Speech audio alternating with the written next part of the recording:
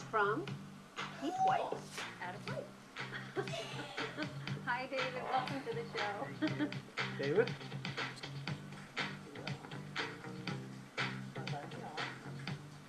There's your microphone. There's your mic.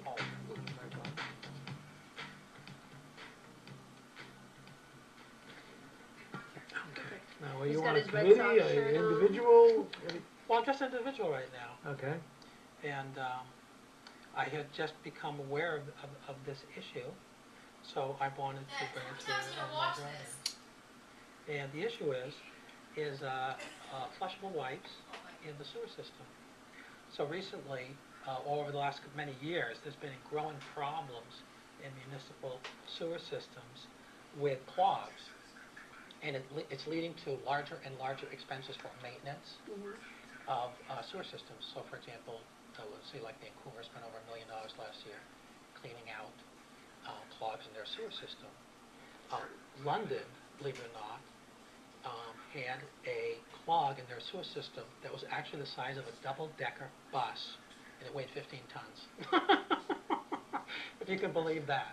It's quite incredible. But of course, in smaller communities, the problem is not like that because the pipes don't get that big. They clog up when they're much smaller. But the personal wipe industry over the last 5 years has grown at 5% per year. It's a $7 billion industry. It's projected to grow 6% per year for the next 5 years. And it has a large advertising budget, but the flushable wipes are not flushable. And they are causing problems, and they will continue to cause an increasing amount of problems because the marketing is increasing. Now, the grinder pumps don't grind them up?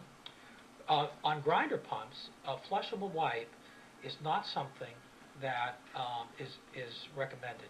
They can't grind them up. I mean, they can grind them up, but they will still leave a residue, and they will clog them up.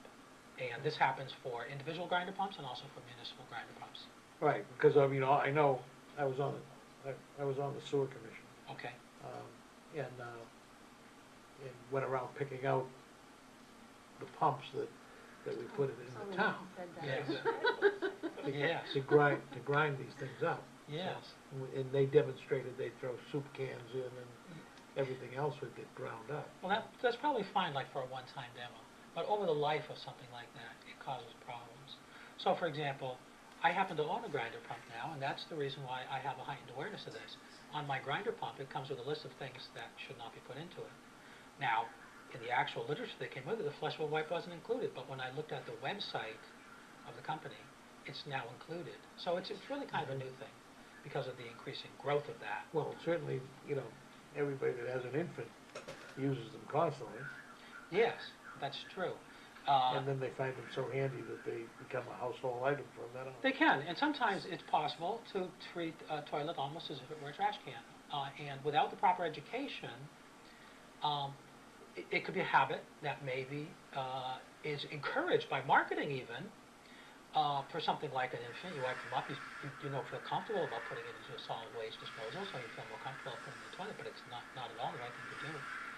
And so it is. So if you have a moment, I have a small demo I can show you that I brought along. Depends on how...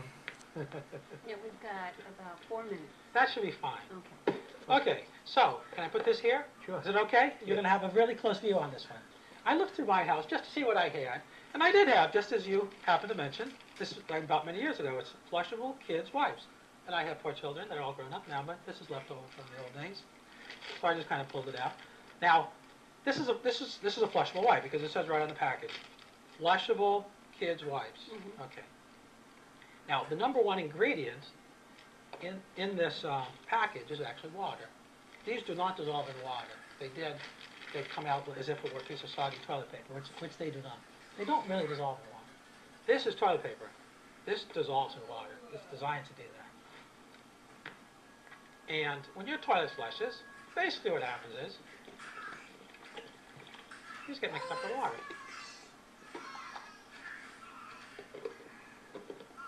Now, I can't exactly flush this right here, so I'm going to pretend like I'm going to.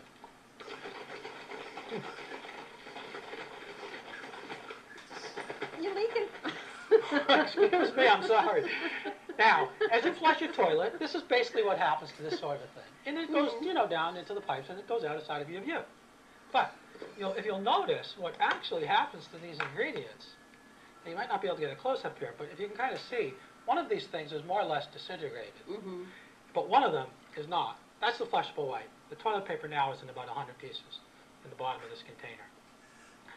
I apologize for this. I wish I had something that was a little bit drier to do the demo. But I had to just kind of throw something together. So anyway, what I've done was, this is certainly going to be one of the reasons why.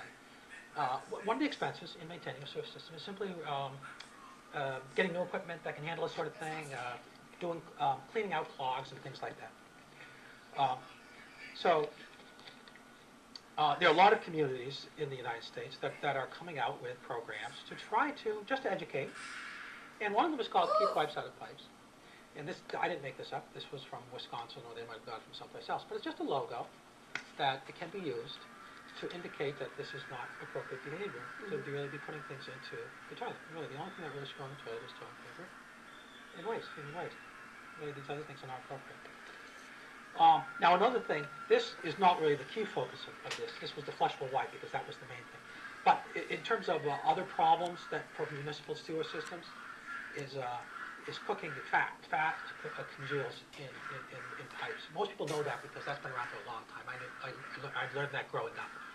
And there's not really a marketing campaign behind trying to encourage people to throw fat into the Well, if you had a septic tank, into the drain.